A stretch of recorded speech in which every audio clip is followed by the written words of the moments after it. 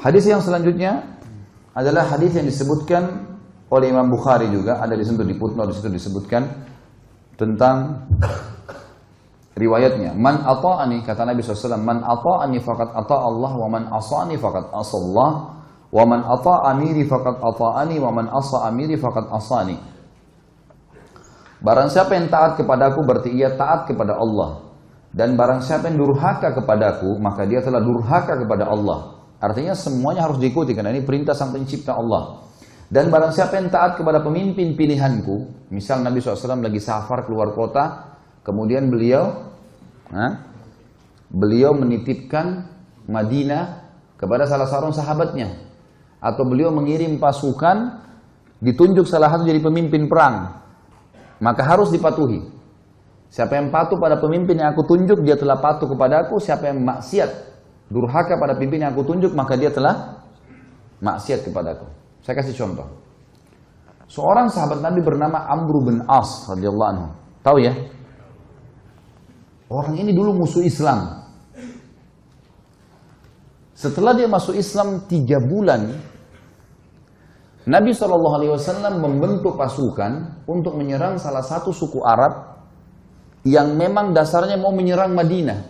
Suku ini suku besar. Amr bin As baru masuk Islam 3 bulan, oleh Nabi SAW dijadikan pemimpin perang.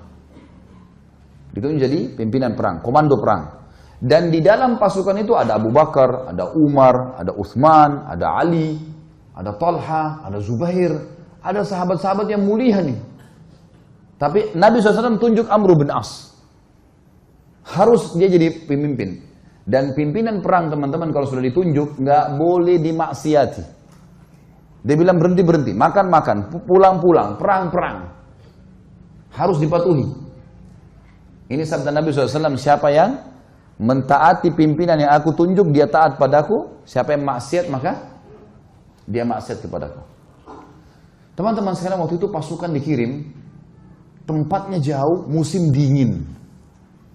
Zaman dulu orang kalau musim dingin hangatin diri, dan teman-teman kalau tahu, saya subhanallah waktu hadapin musim dingin di Madinah karena 7 tahun di sana.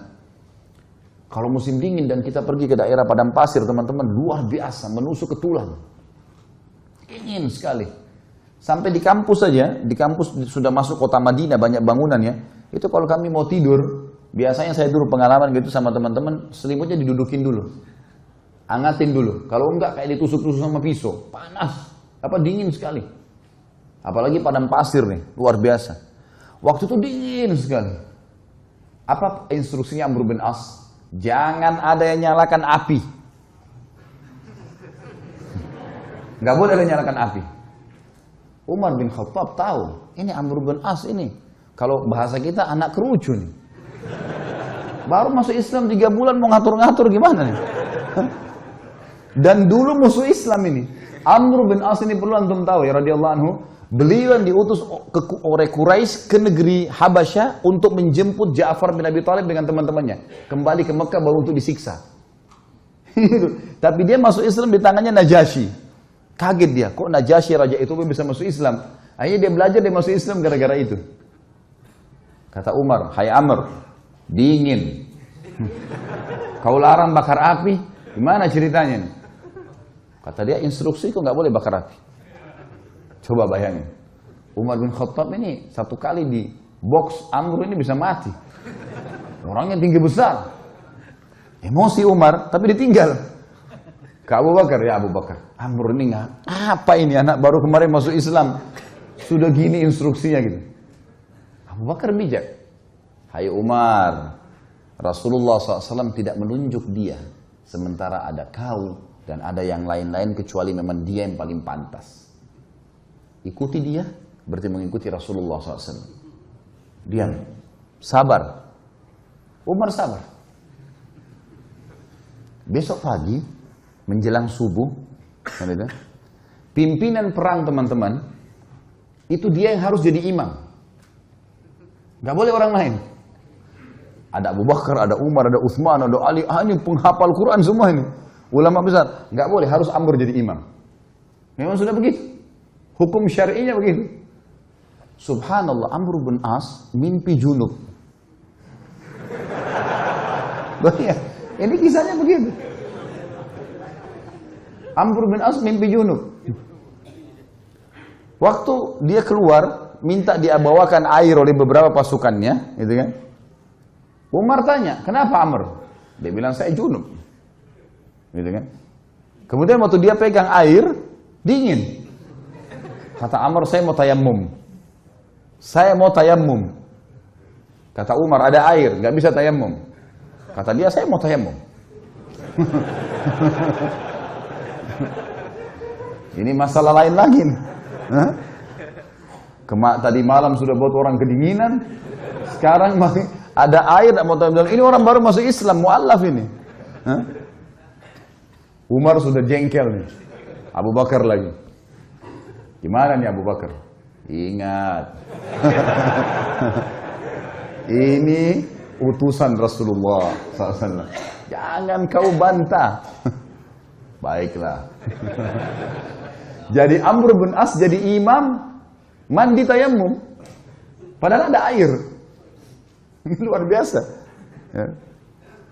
Sudah selesai sholat, kata Amr, saya takbir, serang. Takbir, serang. Memang ternyata pasukan ini, kelompok ini, ya, suku ini jumlahnya kalau mereka nyerang Madinah bisa mengalahin Madinah semuanya. Nanti kan kita tahu alasan-alasan Amr bin As dan bagaimana Nabi SAW membenarkan dia. Diseranglah, ternyata hanya dengan kalau tidak salah 300 orang pasukan berhasil mengalahkan suku itu. Dan Amr bin As mengatakan, ingat, setiap orang kalian harus berjalan sama temannya. Nggak boleh pisah. Bersebelahan terus, dia harus dampingi. Sekarang pilih teman masing-masing. Jadi dia 300 orang tuh pilih teman.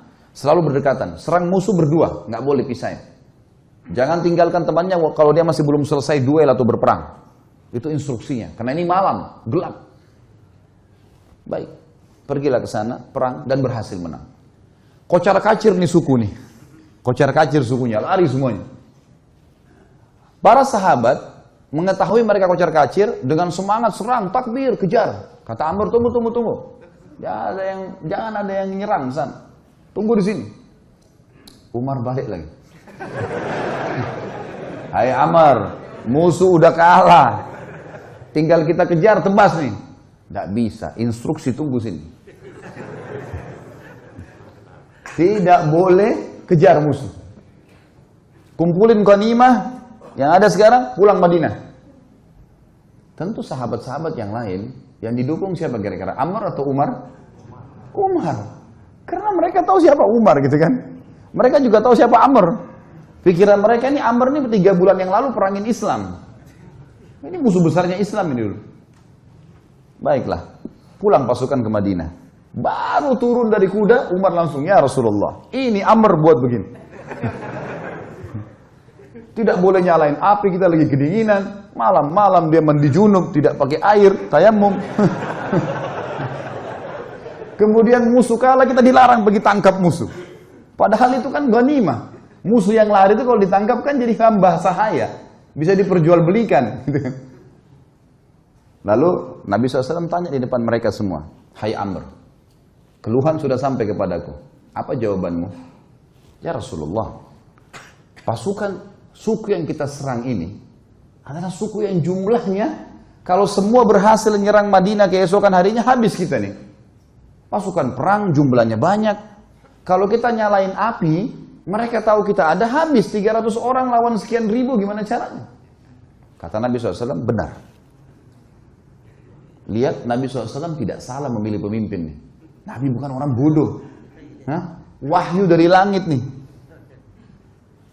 Yang kedua, kenapa kau mandi junub dengan tayammum? Ya Rasulullah, airnya seperti es. Kalau saya mandi, saya bisa sakit, mati. Saya pemimpin. Kalau saya sakit, siapa yang pimpin perang? Instruksi Anda, saya pemimpin. Nggak bisa, udara dingin di padang pasir. Maka saya tayammum. Kata Nabi SAW, kau benar. Umar yang tadinya marah, redam. Yang ketiga, kenapa kau biarin orang pergi, nggak ditangkapin? Ya Rasulullah, 300 orang. Lawan sekian ribu orang pasukan ini. Kalau kocar kacir pasukan saya, nyerang sana sini nangkap, kita akan dikalahkan pasti. Mereka bisa tahu jumlah kita, tapi kalau kita ngumpul, kelihatannya banyak. Dan target kan ngalahin mereka. Mereka sekarang sudah takut dan mereka gelap tidak tahu jumlah pasukan kita. Ngapain kita nyerang-nyerang sana? Toh ganimanya sudah ada. Target sudah tercapai. Mereka kalah, nggak usah buru-buru itu. Kata Nabi SAW, kau benar. Abu Bakar balik ke Umar. Nah, sudah tahu?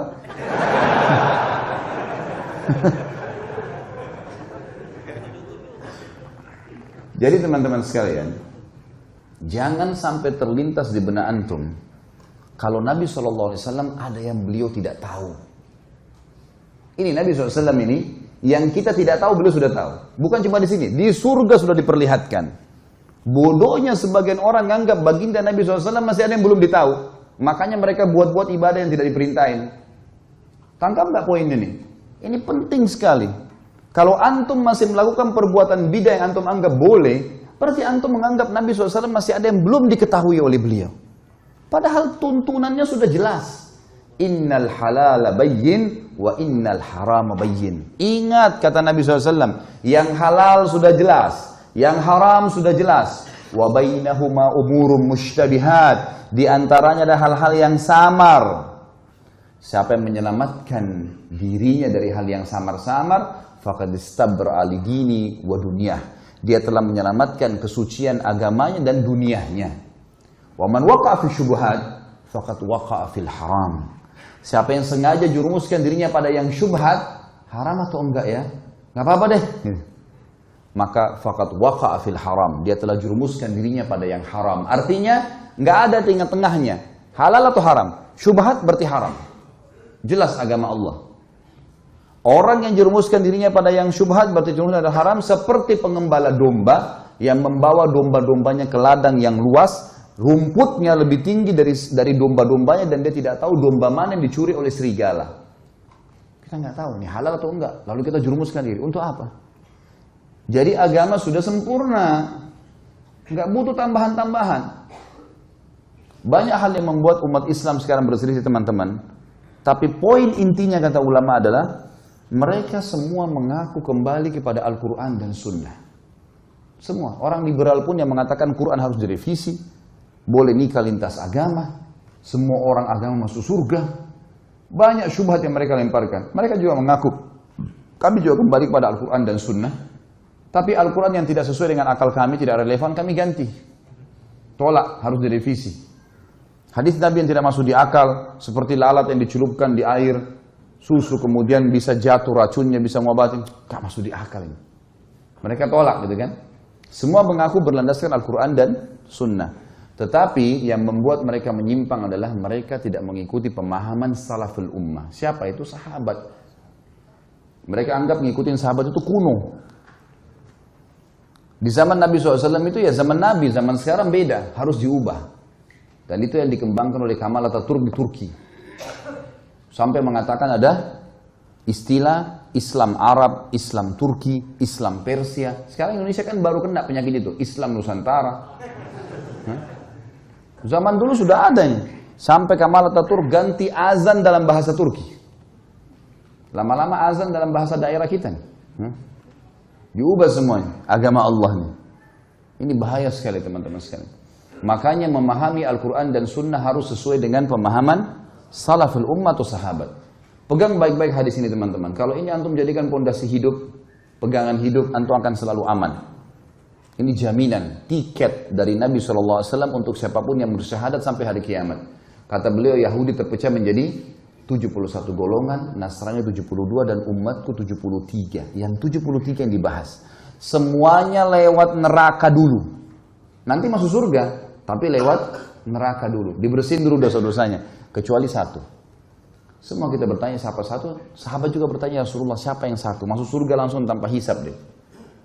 Kata Nabi SAW, Makana ana alaihi wa ashabi. Yang mengikuti aku dan mengikuti sahabat-sahabatku. Inilah teman-teman yang dikumandangkan oleh teman-teman yang mendakwakan dakwah salafiyah dan dakwah sunnah di Indonesia. Yang selalu dikatakan aliran sesat, aliran keras, wahabilah segala macam. Padahal mengajak kepada perkataan para sahabat dalam memahami Al-Quran dan Sunnah. Karena nggak boleh sembarangan. Al-Quran turun pada zaman mereka. Nabi SAW sebutkan hadis zaman mereka.